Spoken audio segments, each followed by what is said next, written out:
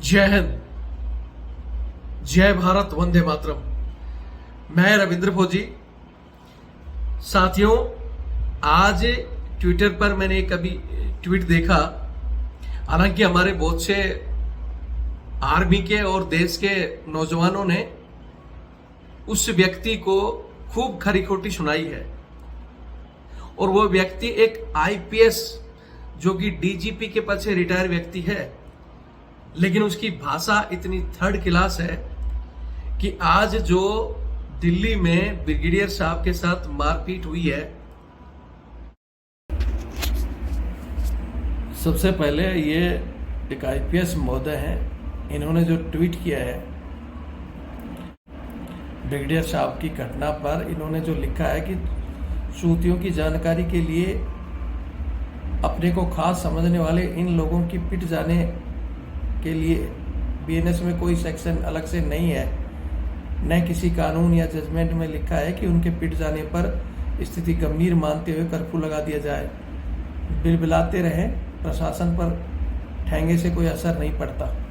तो इसको मैंने जवाब दिया है, ये सड़क साहब आदमी पता नहीं कैसे आईपीएस बन गया, या फिर मुझे ऐसे गधे का आईपीएस होने पर भी डाउट है, लेकिन इसकी भाषा से लगता है कि इसको इलाज की ज़रूरत है और इसको इलाज देना पड़ेगा। उसके बाद ये कि जब तुम्हारे पुलिस में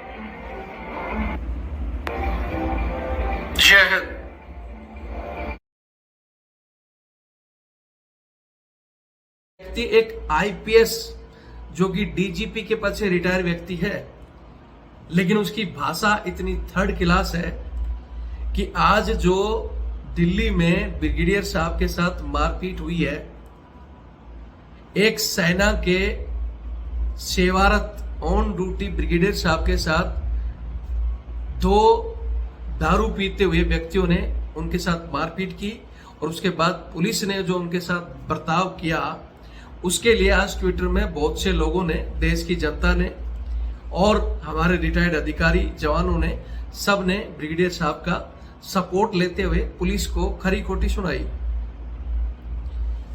ये पुलिस का आईपीएस है, इसलिए इसको जलन हुई, और इसने जो भाषा लिखी है, इसने कहा है कि कुछ लोग, खासकर फौजी, पत्रकार, नेता, ऐसे लोग जो अपने आप को प्रिविलेज समझते हैं और ऐसे लोग पिट जाते हैं तो हाय तौबा करते हैं, ये और इनके जो लोग, ये चूतिया हैं। इस तरह की भाषा ये लिख रहा है कि ऐसे लोग चूतिया हैं, और बीएनएस में जो भारतीय न्याय संहिता है, इसमें किसी भी, चाहे कोई बड़ा आदमी पिटो चाहे छोटा आदमी पिटो, इसमें कोई कानून में अलग प्रक्रिया नहीं है। ये महाशय इस तरह की भाषा लिख रहा है, तो इसको जो दर्द है ना, ये जो इस वर्दी का दर्द है, इसको, ये तो हमको पता है, इसका दर्द अलग ही है। और ऐसे ही लोग, क्योंकि फौजी देश सेवा करते हैं तो लोग उनकी इज्जत करते हैं, और ऐसे लोग वर्दी पहनकर जनता की सेवा नहीं करके जनता को लूटते हैं, इसलिए लोग इनको कुत्ता कहते हैं। मैंने ट्विटर में भी इसको जवाब दिया है। मैं चाहता हूं कि आप भी इसके ट्वीट को देखें और इसको जवाब जरूर दें। पहले इसने क्या कहा है, पहले आप ये देख लो।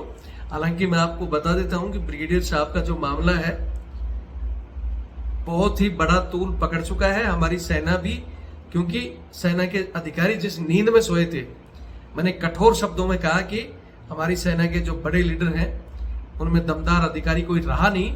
और ये बात मैं कहता हूं कि आज अगर वो दमदार अधिकारी होता तो ये घटनाएं भी नहीं होती, और ये जो आईपीएस मुंह खोल रहा है ना, ये इसके मुंह को सील दिया होता अभी तक।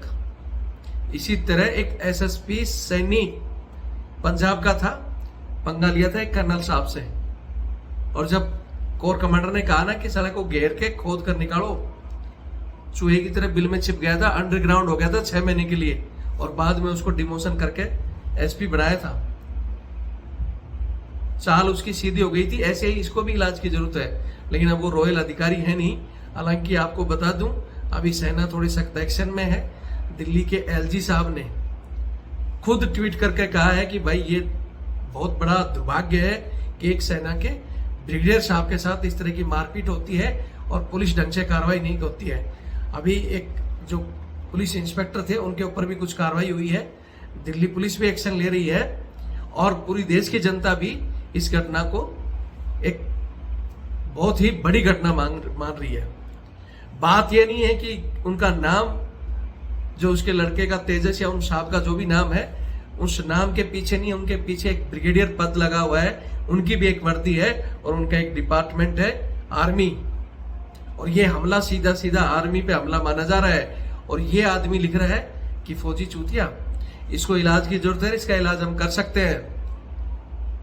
ठीक है, मैं चाहता हूं कि पहले आप इसका ट्वीट देखें और इस गधे को अच्छे से जवाब दें। हालांकि ये बात अभी देश के प्रधानमंत्री जी ने भी अब एक ट्वीट किया है। प्रधानमंत्री जी के ट्वीट को भी मैंने नीचे वहां भी एक रिप्लाई किया है कि मोदी जी ये झूठी संवतना, या आपके रक्षा मंत्री जी हम कार्रवाई करेंगे। आपके रक्षा मंत्री जी ने कुछ नहीं किया।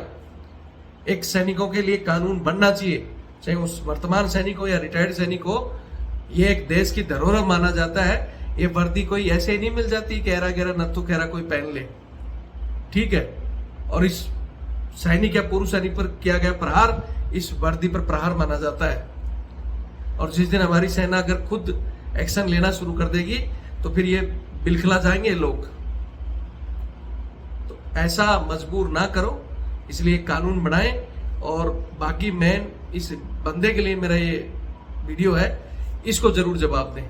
वीडियो देखें और शेयर करें। जय हिंद, जय भारत, वंदे मातरम।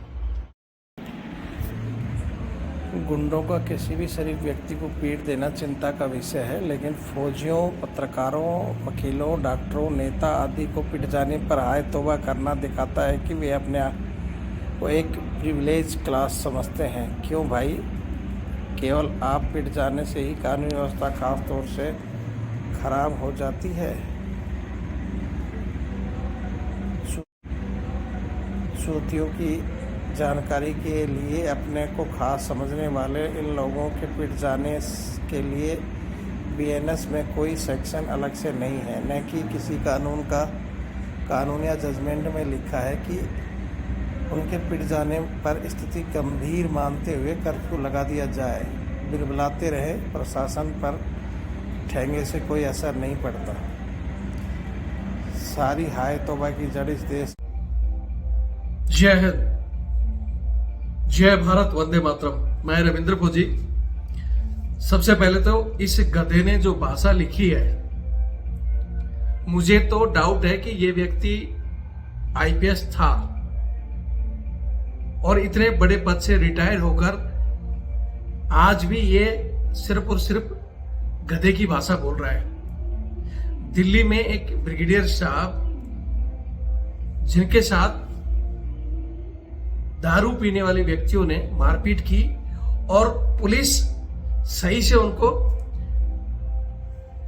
केस को हैंडल नहीं कर पाई। पुलिस की कमियों को छिपाने के लिए ये गधा जो भाषा बोल रहा है, मुझे लगता है इसको इलाज की जरूरत है। सेना के इतने बड़े अधिकारी के साथ मारपीट करने के बाद पुलिस ठीक से उनसे बर्ताव नहीं करती है और ये कहता है कि ये चूतिए हैं जो लोग ब्रिगेडियर साहब की बातें कर रहे हैं। इसने और भी चीजें कही हैं कि वकील या पत्रकार या नेता कोई भी अगर पिट जाए तो बीएनएस की धारा में कुछ नहीं बदलता। तो मैं इस चूतिए से पूछना चाहता हूं, ये जो लोगों को चूतिया बता रहा है, कि जब तुम्हारे पुलिस में कोई बंदा पिट जाता है, अगर तुम्हारे किसी एसपी को या डीआईजी को कोई थप्पड़ मार दे तो तुम कैसे पूरे के पूरे इलाके को घेर कर वहां कैसे कानून को बदली कर देते हो? कल ना कोई व्यक्ति किसी मंत्री, प्रधानमंत्री को या जनरल को थप्पड़ मार देगा, वो सामान्य कानून यही कहता है कि उसके ऊपर इतनी धारा लगेगी। तो मैं फिर कहता हूं कि मुझे डाउट है कि कहीं आईपीएस था या नहीं था, लेकिन आज इस व्यक्ति को इलाज की जरूरत है और ऐसे व्यक्तियों का इलाज हम लोग सैनिक है ना, अच्छे से करते हैं। और मैं फिर कहता हूं कि ये तो हमारे रॉयल अधिकारी जिनकी संख्या भी कम हो चुकी है, नहीं तो अब तक इसका मुंह बंद कर दिया गया होता। इसी तरह का एक एसएसपी, चंडीगढ़ में एक एसएसपी होता था सैनी करके, जिसने एक कर्नल साहब के साथ बदतमीजी की थी, क्योंकि इनको लगता है कि जनता इनकी इज्जत करती नहीं और फौजियों की इज्जत करती है। तो मैं कहना चाहता हूं मिस्टर, फौजियों की इज्जत इसलिए होती है कि फौजी सरहद पर देश की सुरक्षा के लिए छाती खोलकर सीने पर गोली खाते हैं, देश को सुरक्षित रखते हैं, अपनी ड्यूटी बखूबी निभाते हैं। और आप लोग ड्यूटी से ज्यादा सारा लूट खसोट जनता के साथ जो व्यवहार करते हो, इसलिए ऐसे लोगों को, जनता को लूटने वालों को और इस तरह की भाषा को लोग कुत्ते कहते हैं। और जब इनकी इज्जत नहीं होती तो फिर ये फौजियों को इस तरह नफरत निकालते हैं। तो मैं चाहता हूं इस आदमी को, हालांकि ऐसे लोग बहुत से इस तरह की जो भाषा बोलते हैं ये फेमस होने के लिए बोलते हैं, लेकिन इनको फेमस हम दूसरे तरीके से कर देंगे, या हमारा किसी अधिकारी का अगर आसपास ये होता यहाँ तो अब तक इसका इलाज अच्छे से हो गया होता। और फिर हम भी कहते हैं कि बीएनएस की धारा तो सब पर एक समान ही लागू होती है, इसको भी 4 थप्पड़ मारकर जो कानूनी प्रक्रिया होती है वो झेल लिया जाता। ठीक है श्रीमान, जय हिंद, जय भारत, वंदे मातरम। ये सड़क साहब आदमी पता नहीं कैसे आईपीएस बन गया, या फिर मुझे ऐसे गधे का आईपीएस होने पर भी डाउट है, लेकिन इसकी भाषा से लगता है कि इसको इलाज की ज़रूरत है और इसको इलाज देना पड़ेगा। उसके बाद ये कि जब तुम्हारे पुलिस में, जय हिंद।